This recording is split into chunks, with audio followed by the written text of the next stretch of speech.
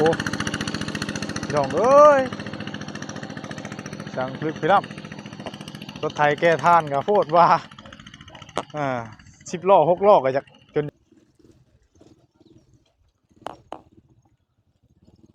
ยังบาดนี่ว้าขี่เป็นเท่ารถจักรพูน่ะโอ้โธ่บ่ธรรมดาเห็นหุ่งคักแล้วขี่เท่ารถจักรบาดนี่เนาะเอ้ย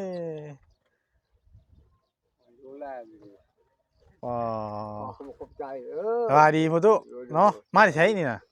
พอไปทำบางอันว่าดินนั่นแหละเพิ่นว่ารถอันเขาเมื่อแหละเขาบ่ทำเขามาอีกทางมึงดินใช่มั้ยเข้านี่บ่เพิ่นเมื่อแหละเขาทำไว้จะรถว่า2 รถแล้วคือบ่หลาย2 รถมันสิยังหลายจ้ะว่าเพิ่นเมื่อแล้วงาน4 ล้านอัน4,500,000อัน6,500,000เขาว่าเว้าคันนึง6,500,000คันนึงบ่6,500,000คันนึงน่ะบ่แม่น2 รถบ่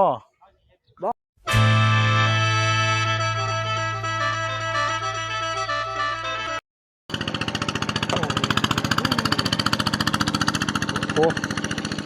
พี่น้องเอ้ยช่างพลึกพี่น้ำรถไถแก้ท่านกับโพดว่า10 ล้อ6 ล้อก็จะจนอยากเฮียพุ่นแหละเนาะเอา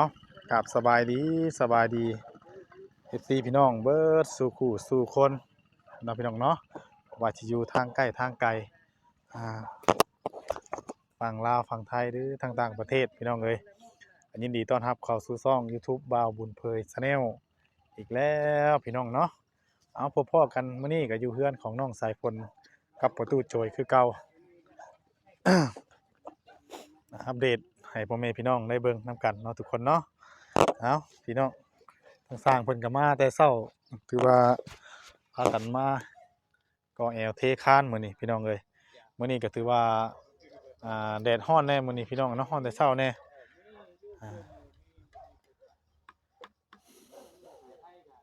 สร้างเพิ่นพี่น้องเนาะถือว่าติดตามเบิ่งนํกันพี่น้องเนาะ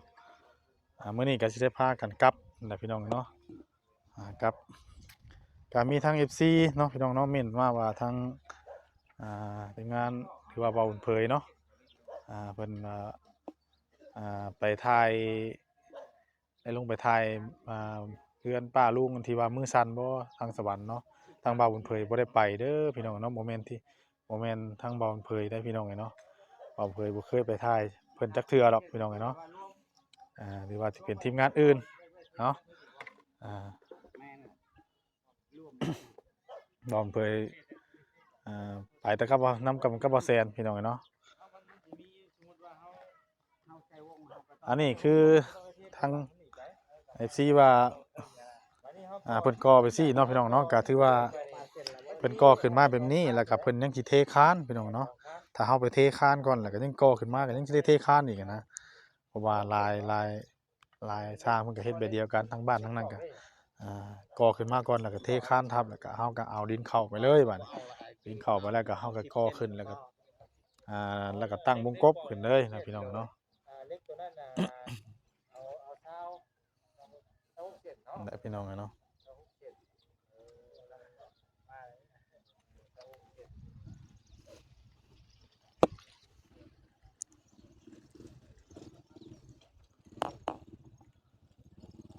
ยังบาดนี่ว้าขี่เป็นเท่ารถจักรพูน่ะโอ้โธ่บ่ธรรมดาเห็นหุ่งคักแล้วขี่เท่ารถจักรบาดนี่เนาะเอ้ย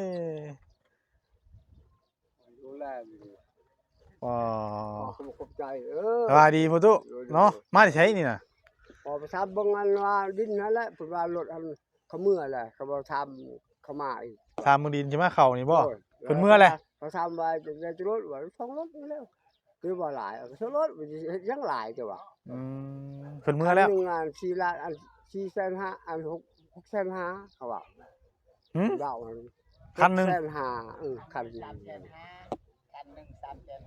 บ่6,500,000คันนึงน่ะบ่แม่น2 รถบ่คันนึงลังเดียวนะลังเดียว600,000 6,500,000ผู้พอ แม่นบ่ประตู มือทำมึงเข้าก่อนก็ว่า แพงเด้อจำบาดน่ะ แต่เก่าคันนึงเลย บ่ ทำที่ไหนก็ได้นี่หลังนึงได้พี่อยู่พี่แหละขอเมื่อรถ บ่ ทำเองแล้วแล้วทำเบอร์โทรเขาท ขี่รถไปถามมึงเด่นกินนี่เนาะ ำโดย ขี่เป็นเท่ารถจักรพุ่นน่ะบัดนี้ โดย เฮ็ดหุ่งแล้วบัด เห็น นี้ หุงแล้ว ว้าว่าธรรมดาเนาะ ว่าโอ้ยดีใจแล้วเห็นหุงแล้วกินรถ อืม ได้แล้วว่ะ นึกว่าเป็นแต่รถถีบมื้อนี้รถจักรแฮงไวบัดนี้ เออ โอ้คักเลยเนาะ โดย โอ้เคยขี่ใช้รถจักรมีรถจักรเป็นของตัวเองบ่คือ ก็ที่น้ำ เป็ มัน นเมืองนี่นะ ขี่เป็นซะ ที่เป็นไปน้ำมันเมืองแล้วไปเห็นเต่าเป็นยังเขาแล้วเขาใส่ให้เป็นพอที่เป็นแล้วเขาบอกให้ว่า ใช้เล็กแบบนี้เล็กแบบนี้ อ่า จัก แต่ว่ายังบ่มีรถจักรเป็นของตัวเองเนาะ โดย ต้องใช้พลให้ยังก็คือว่ามันขี่เป็นอยู่ว่ารถจอกรถจักรเป็นได้เนาะ ไปฝนก็เป็น เออ ฝนก็ไปเห็นงานเพื่อนแล้วจะหูจัก โดย กันแล้วเขาบอกนี่สิเป็นรถติดก็ว่าเป็นรถจักร กินข้าวแล้วบ่ประตูมื้อนี้ โดยเป็นไก่ ไล่ไปเลิกกิน เป็นไก่ ต้มไก่ โดย บ่เป็นแต่แซ่บแท้ ไอ้พวกช้างแล้วกินกับเขาแล้วเขาพากิน นี่หยังกะ โดย หามาสู่กันกินผิดประตูเลยเนาะ โดย บ่ว่าแต่ไก่แล้วเฮาหาธรรมชาติแล้วเป็นหอยเป็นปูเป็นปลาก็ไปหาให้ครบกันเขียบไปซั่นแหล้ว โดย เนาะ ถึงเวลาที่ยังบ่ขอเขา ตั้งเบาแถมมันตู้ลูกขอบคุณเด้อ บ่ขอเขา ลูกขอบเบิ่งนี่ก่อนบัดนี้สร้างเพิ่นก็มาดำเนินการ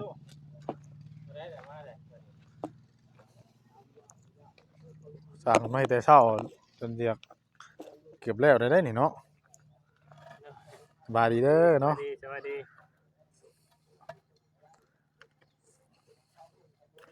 สร้างไก่คือไก่ โดย สร้างไก่บ่ แม่น อ๋อเมื่อวานนี่เพิ่นบ่ได้มาเมื่อวานนี่ติดงานดองงานบุญพี่น้องเนาะบ่ว่าแหละพี่น้องเนาะมันมีการมีงานหลายเฮาก็ไปก่อน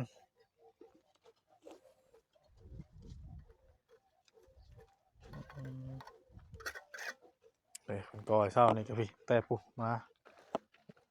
ซอยกันหลายคนก็แล้วไว้ผู้หลายแผนกเอ้าน้องสายฝนบ่ซักกันนี่โอ้นึกว่าสร้างเลยกินนี่นะ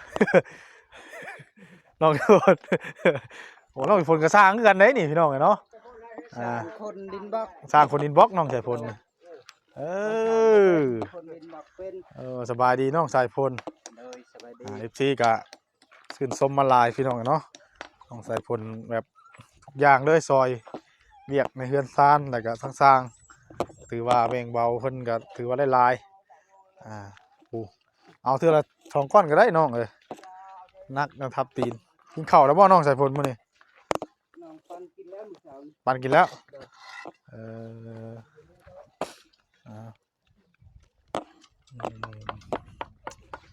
ซอย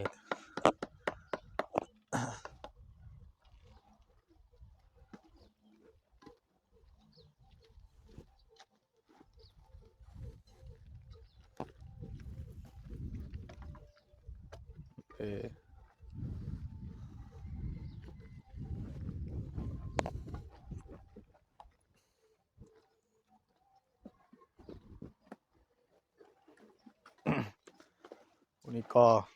พวกนี้เพิ่นก็กอนั่นก็คอยผสมปูนเนาะผสมปูนแล้วก็ตักปูนมาให้ทั้งสร้างเพิ่นผู้นั้นก็งัดวัดเด็กเนาะเตรียมสิมัดคานมัดหยังเนาะผู้นั้นเนาะแผนกแต่ละแผนกซอยกันก็ไวพี่น้องเนาะประตูน่ะแผนกยังประตูน่ะแผนกใส่โซดาเชลล์นี่บ่ง่ายไปใช่อีกมาติดตั้ง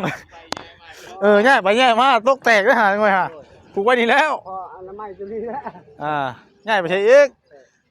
มีทั้ง FC เพิ่นบอกว่าอยู่ว่าให้ประตูนั้นพุ่นเอาไปไว้ทั้งหลังบ้านพุ่นประตูเอาไว้ทางสวนพักพุ่น โดย เอาไว้ทางนั้นมันจะบ่เกะกะเวลา อันนี้พอตากชื่อก็คืนพอไว้พุ่น ก็ตากนั่นแหละให้ไปตากอยู่ทางพุ่นก็ได้นะ น้อยปะไปนี่บ้านนะบ่จอดยันประตูหั่นน่ะเหยียบ โดยนั่นแหละ เอาไปไว้ทางหลังสวนมันก็แดดอยู่เพิ่นว่าเนาะ โอ้ยพอเรียนแล้วพอสิได้ เห็นประตูปะไว้สิยันว่าเหยียบยันว่ามันยังนี่แหละเอาเก็บไปทางพุ่นแล้วประตูเอ้ยก็ตากไว้ทางหลังบ้านผู้มันแดดอยู่หรือว่าทางพุ่นต้นผอกต้นผ้าผู้ทางผู้บริหารเรื่องพื้นเรื่องไฟนะเจ้าเด้อ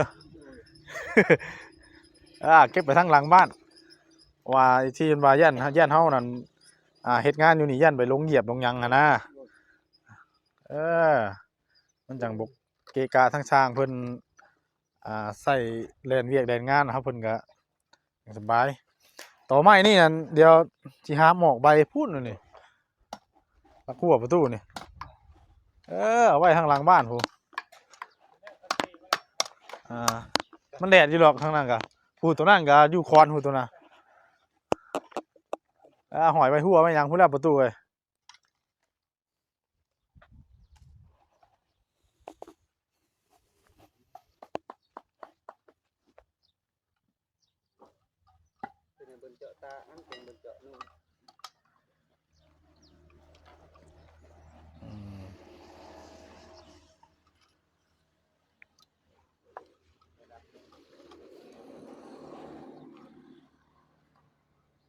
ตัวนี้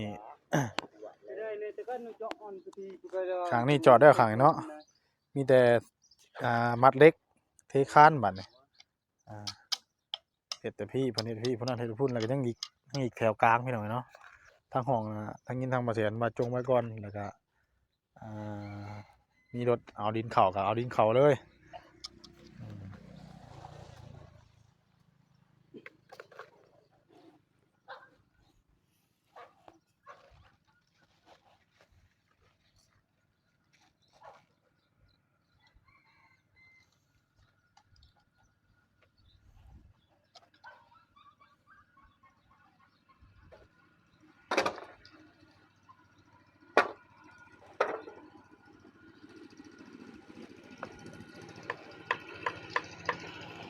พี่น้องเนาะเดี๋ยวเพิ่งไปเรื่อยๆพี่น้องเลย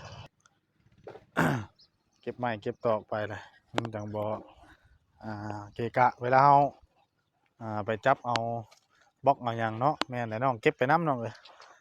มันจังแปลนเดี๋ยวเฮาไปเตะไปหยังโอ้ยมันไปจะหน่อยเตะบ้ายันเตะบาดตอกบาดตีนแม่นแหละน้องคิดถึกแล้ว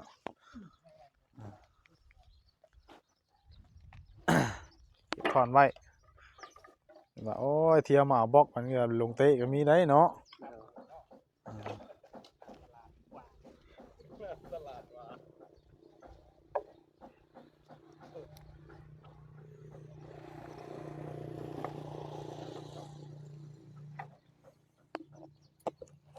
เก็บทอนไว้มันจังแปลนเฮา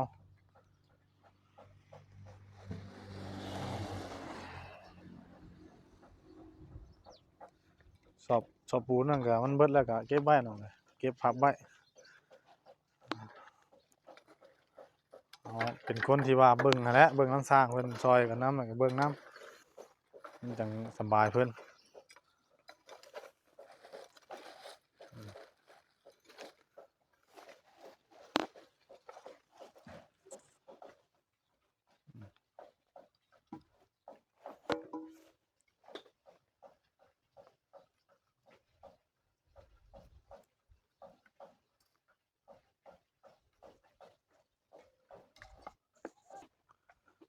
เก็บถอนเขาไว้เท่านั้นน้องรถเขามาเขาจังนะ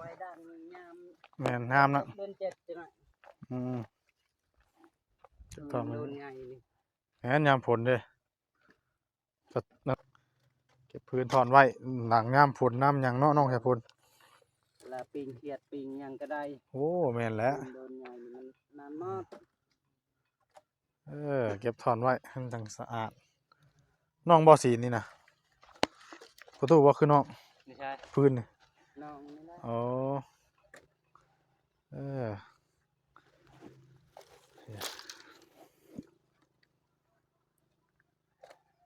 แต่ว่าตัดเอาไว้ให้พื้นเลยแต่พื้นกองไว้เฮาด่างงามฟ้ายามฝนเหมือนเกลือมันก็แล้วสบายเฮาจุพิงหยังนี่ปิดทิมละลาเนาะโอ้ยเนาะมันก็ไล่อยู่เนาะ มีประโยชน์แต่แถวนอกกันแน่น่ะน้องไปทำว่านั่นก็เฮามีเวลาก็สีนมาไว้มันสบายเฮาบ่แหละเฮาอยากล้างยามใดอยากจู้ยามใดเฮาก็เอามาเองเฮาโลด เลย ว่าเดินเฮาก็กว้างอยู่เดินข้างนอกข้างในอะซีนไว้ เด้อ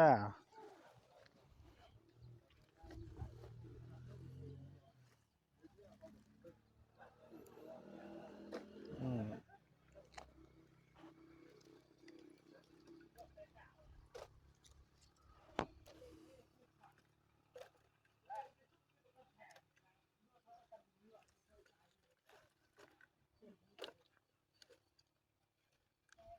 อืม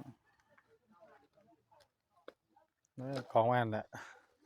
เดี๋ยวมันก็แห้งไปแล้วก็เฮามาจุกัน ปะเอาไว้ในนี้แหละ แม่น ให้เก็บเข้าตาราง เก็บเข้าตารางไปดังฟืนหลังไฟ จุหนึ่งข้าวหนึ่งน้ำเฮาแล้วบ่ได้มันแห้งเฮาบ่ได้จุทาน แม่น เพราะว่าน้องเห็นฝนบ่ได้เฮ็ดทานเนาะ เลย อ่าเวของหันน่าก็ซีนใช่บ่ล่ะ อะไรจะไม่สิตัดเนาะ แม่นเก็บมา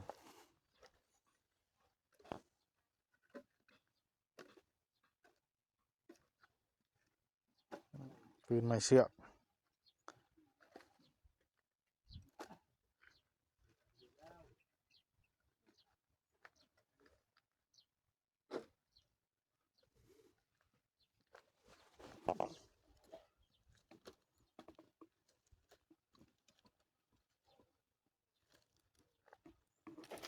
อืม